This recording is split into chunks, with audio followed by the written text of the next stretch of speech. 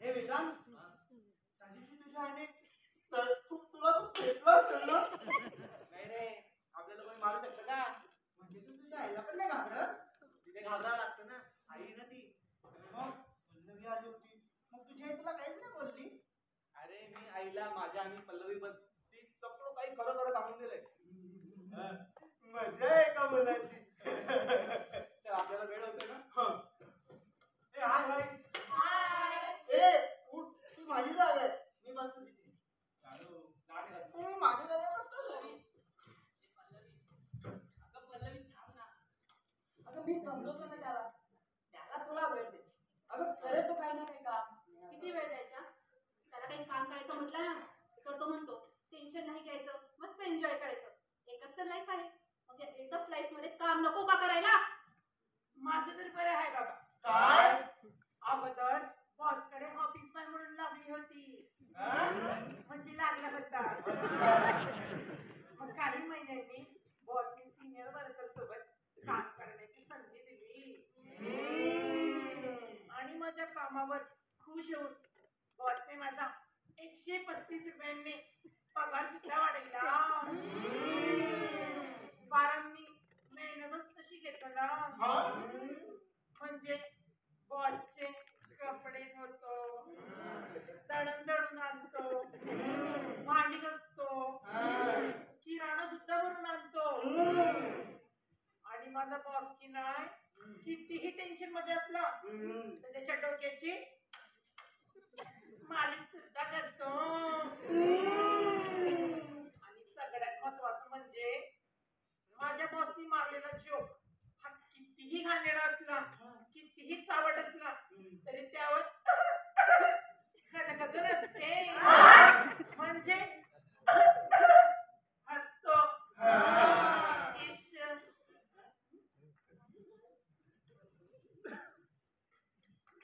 आणि माझा बॉस की नाही माझ्यासाठी माझा देवच आहे. माझ्या देवाची कृपा जर का पुढच्या वर्षी सुद्धा अशी राहिली ना तर माझं प्रमोशन सुद्धा. चालू याची जीभ तपास बरं. नॉर्मलच आहे. का रे? मला वाटलं बॉसची चाटून चाटून खाली झाले ते.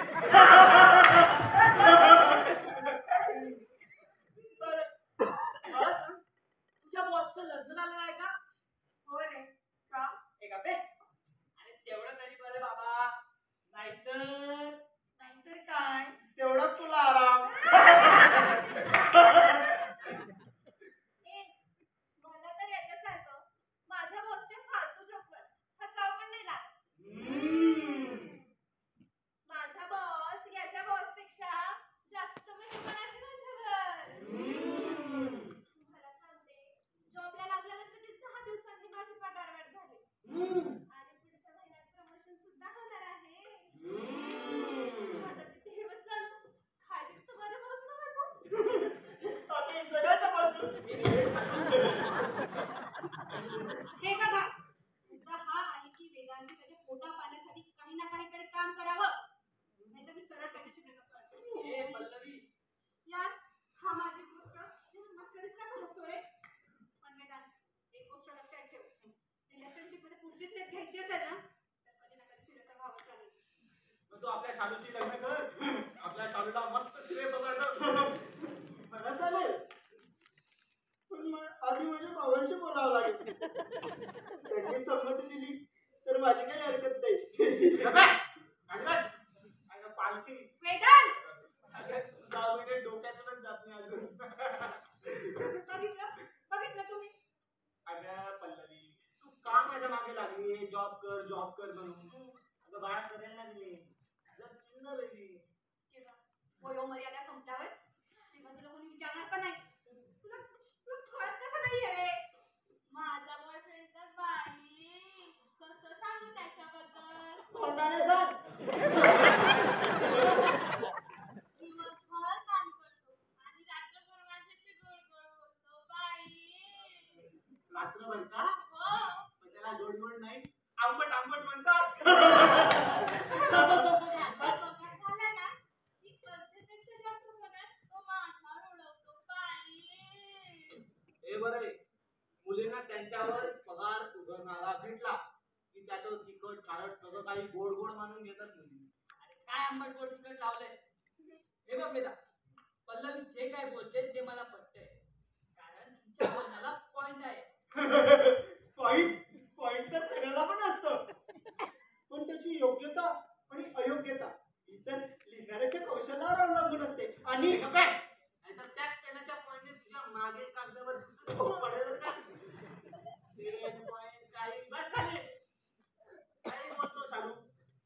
अरे मी माझी समज सुचकता वापरून वातावरण हलकं करण्याचा प्रयत्न करत होतो रे. शांत बस मित्र.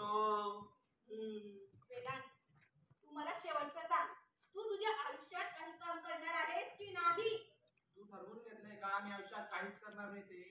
अगं उसका स्टार्टअप करेगा मैं. वाह, बिझनेस करणार आपण बिझनेस. अरे पण केव्हा?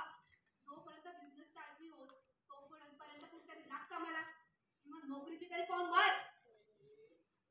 आता हिला कसं समजवू रे? अरे तिच्या आणि आईच्या हेगेखोरपणामुळे 5-6 परीक्षा फॉर्म सुद्धा भरले. अरे तसं तिला सांग ना. अरे पण निकालात काही बोट पडली तर सांगू म्हणलो. निकाल लागला नाही ना अजून.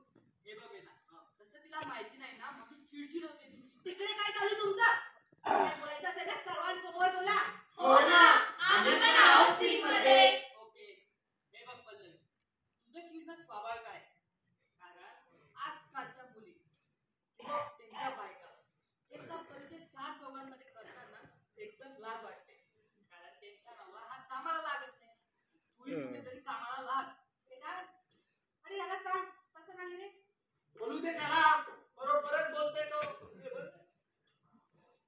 कुठे होता रे मी? गर्लफ्रेंडवर. हा, गर्लफ्रेंडवर. 30 लाख पल्लवीला नको वाटायला. म्हणून माझ्या सांगण्या मित्रा, कुठेतरी कामाला लाग. काय बोलतोय तू हे? बोलू दे त्याला. बरोबर बोलतोय तो.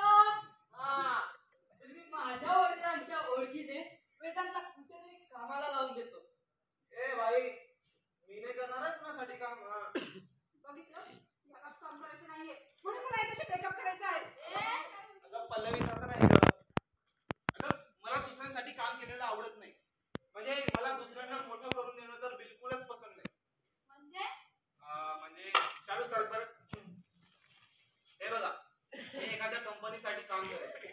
8 तास काम करेल किंवा 12 तास काम करेल आणि मला त्याच्या मोबदल्यात पगार किंवा बोनस याहून अधिक काहीच मिळणार नाही. पण यातले 4 तास किंवा 5 तास मी स्वतःवर काम केलं तर माझी खूप चांगल्या प्रकारे प्रगती होऊ शकते. कदाचित दुपटीने प्रगती सुद्धा होऊ शकते. हो की नाही? हे मित्रा, ते होईल तेव्हा होईल रे. पण आता कुठेतरी कामाला लाग, नाहीतर हातातून चांगली मुलगी निघून जाईल. हो ना, कारण आजकाल राखी सावंतची प्रेम आणि खरं प्रेम या पृथ्वी तलावरून विलुप्त होत चाललंय. वेदांत, तुझ्या अशा वागण्याने ना पल्लवी तुला सोडून चालली जाईल रे, जशी माझी जुलियट मला सोडून चालली गेली.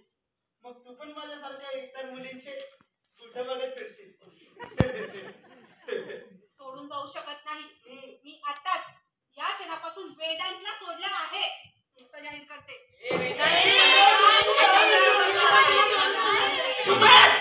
शांत बसा.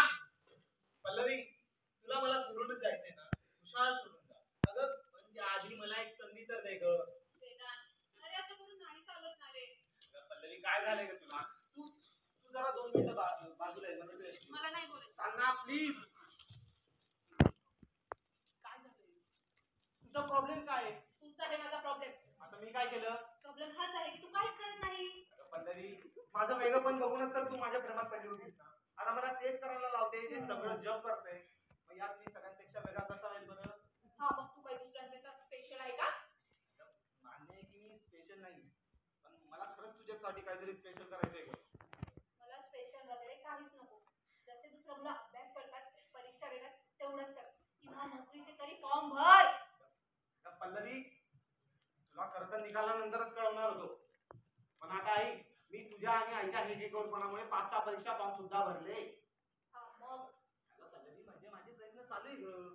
तू माझ्याशी खोटं नको बोलू. मला माहित आहे तू काही परीक्षा दिली नाही. तुला चांगली मुलगी भेटली ना म्हणून तुला तिची कदर नाही. मला काहीच माहित नाही. मला तुझ्याशी ब्रेकअप करायचं आहे. अगं पल्लवी, मला नाही बोलायचं. पल्लवी, नाही बोलायचं मला. मला काही बोलायचं. मला नाही बोलायचं. पल्लवी!